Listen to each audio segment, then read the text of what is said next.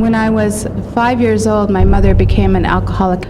There would be times where we would be standing outside of a bar because one of our brothers or sisters needed milk, and we would be holding the baby, trying to encourage her to come out because we didn't have milk in the house.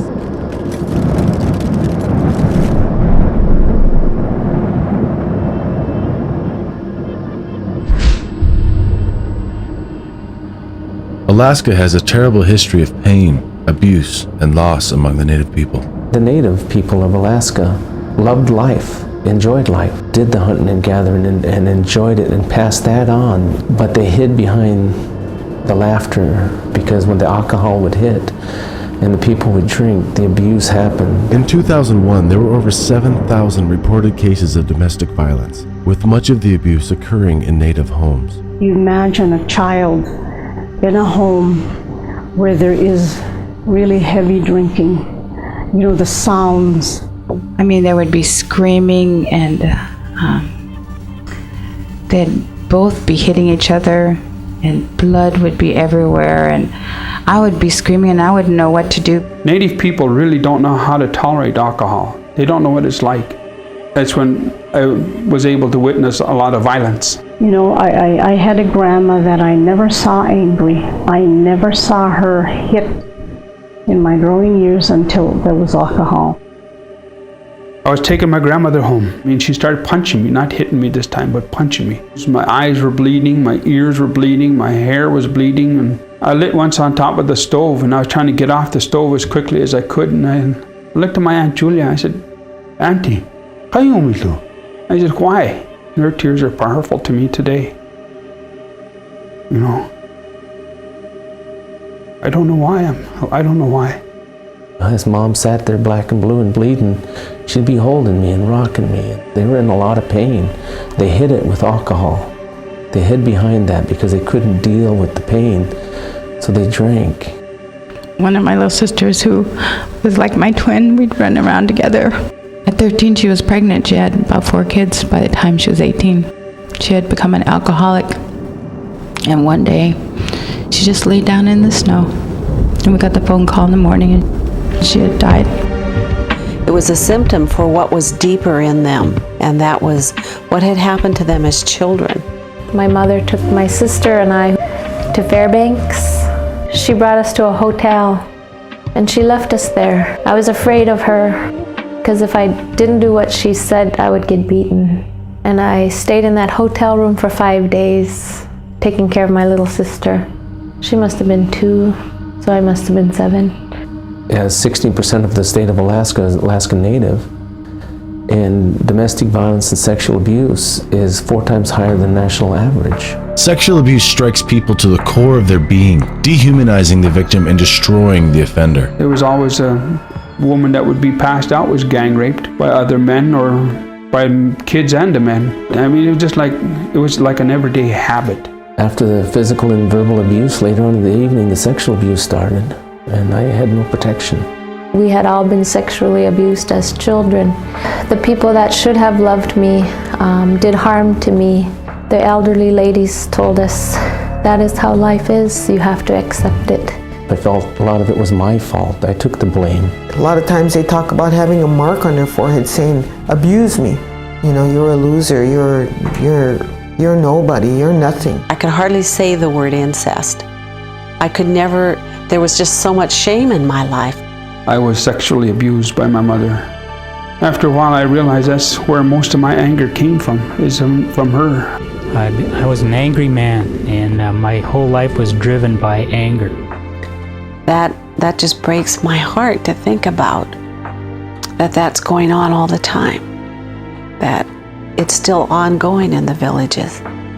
The secrets that went on behind closed doors were never spoken about. It just seems like in our Native culture, it's so easy to just kind of suffer in silence. We all knew about it, but we didn't address it.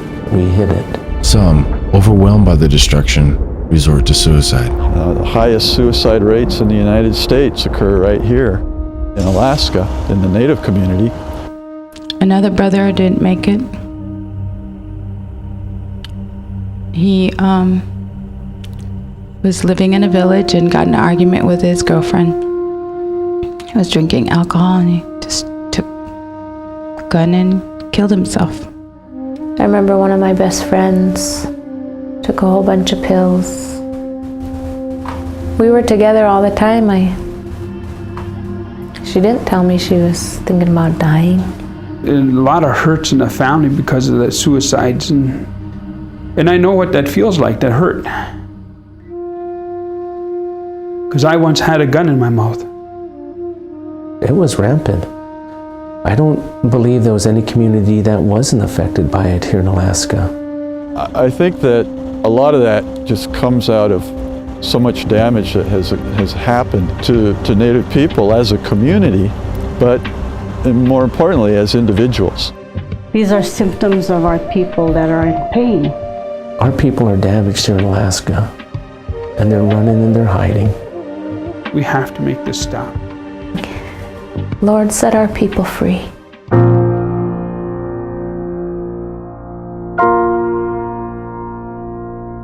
Linda Ross, she had this vision of helping the Alaska Natives, her people, which it led it to her SALTS seminar, Survivors of Abuse Leadership Training Seminar, put on by the Open Hearts Ministry. When I heard about the SALTS one, I was totally blown away by the process of actually, in a safe group, beginning to talk about what had happened to you as a child and how you could begin to change the messages you had believed about yourself. When she went there, she said, "This is what we need in Alaska." She came back and got in touch with Catherine Gottlieb, who was the president and CEO of Southcentral Foundation.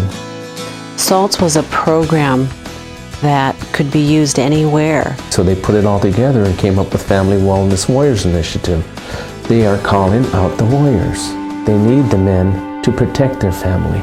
They need the warrior to be the protector that he's supposed to be for his family. Family Wellness Warriors Initiative focused on healing the family from the inside out. The result was Beauty for Ashes, an adaptation of the SALTS ministry for the Alaska Native community. God says that He can take the ashes of our lives, the damage of our life, and bring some beauty out of it. We're going to bring you through a journey today, and it may be okay for some of you, and others of you, we have a box of Kleenex right beside your chairs. Beauty for Ashes is an intense week-long program geared around creating a safe place where people can tell their story. By opening their hearts and exposing their pain, many people's lives are transformed by the power of God. We know that they have to feel safe in this group. They have to know what safety is. That when they come into that group, their story is going to stay in that group. I think that when you tell your story, something is released in you. By guiding the way, the Native leaders sidestep cultural barriers and inspire members of their communities to enter into the healing process. We are wounded like them. We're not up here looking down at them and saying, "Here, we'll give you a hand." We're walking right beside them. I just knew that I had stuff inside that I needed to let out, and I didn't know how to do it. And all it took was for somebody to kind of show me how, just to model it for me. But this, your groups, this is where you can feel safe and protected. This is a place for you to release your pain and give it to Jesus. I began to realize as the presenters told their stories that they were just like me. You walk through their pain, you acknowledge that they have a right to feel that way. They're going, wow, that person has the same type of hurts and the same thing happened to them. I'm going to share this with you. This was me in another time, but he's still here. And sometimes he looks out and he says, "Is it safe? Is it safe? Can I come out?"